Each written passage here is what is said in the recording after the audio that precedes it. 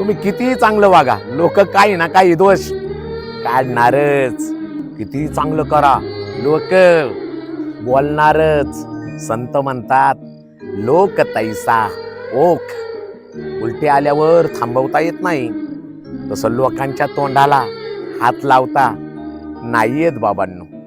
यावर एकच पर्याय, तुम्हाला विश्वास आहे ना, तुम्ही चांगलं करताय, करत राहा, तुमच्या मस्तीत जगा. लोकांनी देवाला सोडलं नाही.